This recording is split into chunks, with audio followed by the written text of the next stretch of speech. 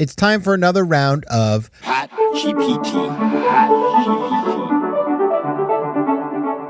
PatGPT is brought to you by FOMO Sapiens, the podcast for entrepreneurial thinkers. It's the show where I, Patrick J. McGinnis, share some of my own entrepreneurial thinking in the form of inspiration, practical ideas, and knowledge that you can use at work and in your daily life. This week's topic is Martin Seligman's Flourish.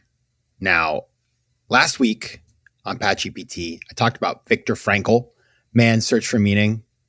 Such a banger of a book, seriously. Cannot tell you how much I love that book.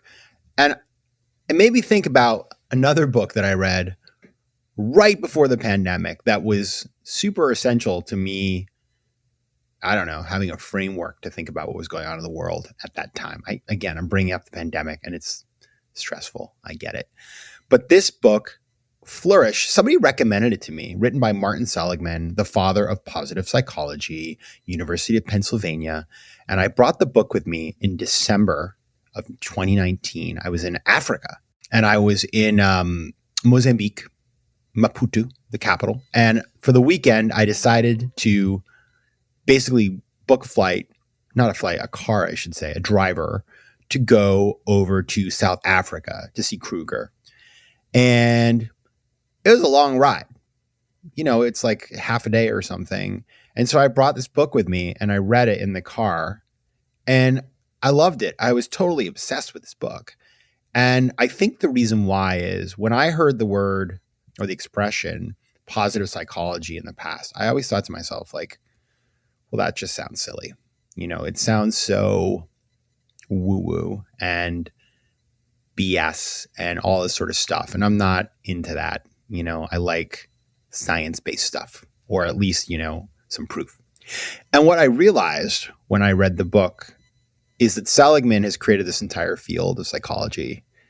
And it is actually stuff that's been proven in, you know, academic settings. So it's not just all, you know, sort of like hugs and warm feelings. There's something there. And when I realized that, then I started to respect what he was talking about. And I realized that you have this whole group of people who have focused their careers on using science and psychology to make really important contributions to understanding how we can be successful as human beings, which is pretty dope if you think about it. Because I don't know, like if somebody just gives you the roadmap, then you have something that you can follow that actually works and it's been proven. And so for me, that was a huge unlock. And so I then read that book and I've read some other stuff and it really dovetailed nicely with, in 2018, I went to my business school reunion and there's this class up at Harvard they teach about happiness, which is like the most popular class, apparently, or one of the most. And they had the professor come and do a session on it at the business school reunion. And it was the most popular session of the weekend. There were overflow rooms. It was a whole thing. And I remember thinking to myself, how interesting that all these people want to hear about happiness, right? What is going on here? We all want more about, you know, happiness may be the wrong word, but, you know, we'll talk about that in a minute. There is clearly a market demand for people wanting to find the answers. And so when I read Flourish, I was like, okay, it all goes together. Here we go. Boom, boom, boom. This is the thing. So that's what we're going to talk about today, right after the break. FOMO. All right. Martin Seligman, Flourish. You should read this book. But if you haven't read it yet, or you're not going to read it and you want the Cliff's Notes, if you know what those are, I'm going to give them to you right now. All right, here we go. Number one. So Seligman works with this thing called the PERMA model. And the PERMA model stands for positive emotion, engagement, relationships, meaning, and accomplishment. Now, individuals who cultivate these 5 pillars, again, positive emotion, engagement, relationships, meaning, and accomplishment, these people report higher life satisfaction and resilience.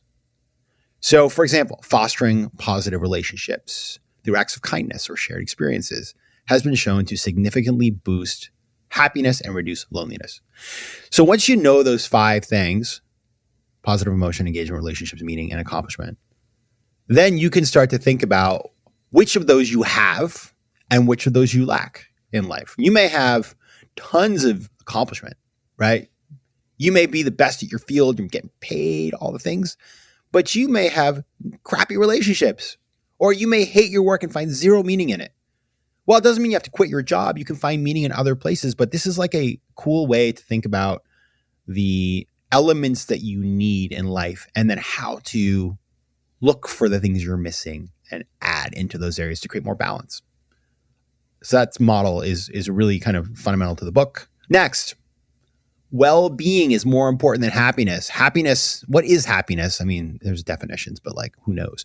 Well-being is a way more, it's a far more holistic, and I hate the word holistic, but I'm going to use it because I'm just gonna, way of thinking about it. It encapsulates multi-dimensional, measurable stuff that is the basis of human flourishing. And in fact, longitudinal studies, which are studies where you track somebody over the course of their lives, they reveal that individuals who prioritize meaning and relationships over transient pleasures, like what makes you happy, the sugar highs, have much higher life satisfaction over time. So again, it's just like, how do you look for the deeper meaning rather than the sugar highs in life? And we can get really sucked into those. I certainly do. Number 3, Angela Duckworth was a student of Martin Seligman. So if you read Grit, then you know all about this. Grit and resilience, really critical. Really, really, really critical.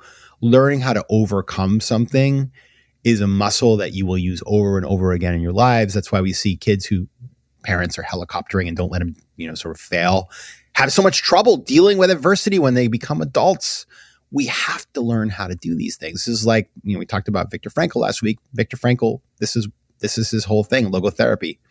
And so if you can find meaning in overcoming a challenge and building resilience, you are going to be well placed to succeed in life and to be content, to be a person who experiences well-being. Number 4, the importance of meaning. Again, this is another Viktor Frankl thing. I mean, Seligman and Frankl, they would be fun dinner guests. It would be heavy. You'd need to definitely give them the wine so that they would chill out a bit. But the importance of meaning, neuroscientific and psychological research underscores the power of purpose in driving well-being. And that sounds so, by the way, that sounds so like woo-woo, but no, it's actually scientific. Purpose drives well-being. People who are engaged in meaningful work, whether that's at the office, it's volunteering, actually have higher levels of dopamine, leading to enhanced motivation and satisfaction. That's a great example of how this works. So like if you lack meaning in your life, again, you don't have to quit your job, but you can find things that will give you meaning, that'll actually make your brain chemistry better. Pretty insane stuff. And finally, practical exercises to thrive. Now, Seligman integrates practical research-backed exercises for building well-being into this book. Here's a couple. Again, like when I read these, I was like, these sound a little bit loosey-goosey, but they work. I've tried them. They're science-backed. So they're interesting to think about integrating into your routine.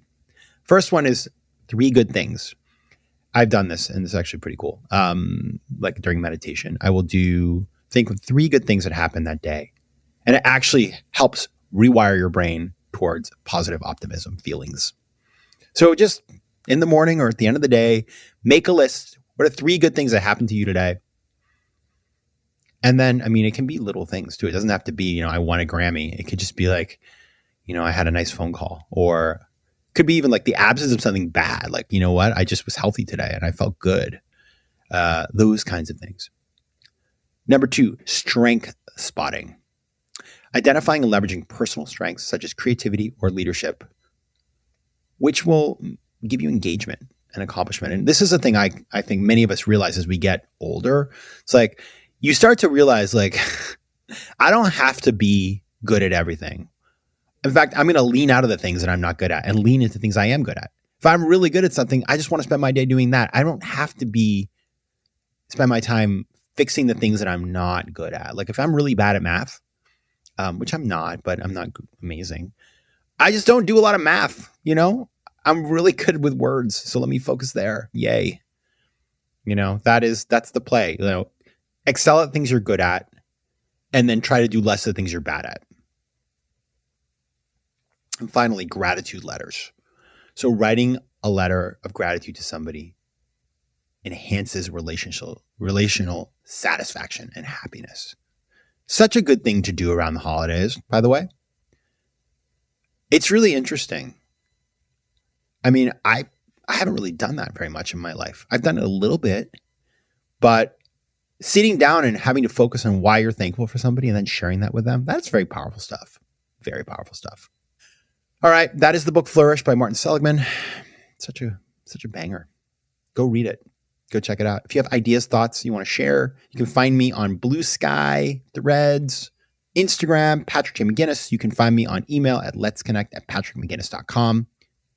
See you very soon. But until then, take care of yourselves and PatGPT, stop generating. FOMO Sapiens is recorded in New York City. Theme music is by Mike McGinnis and editing and post-production is by Josh Elstro.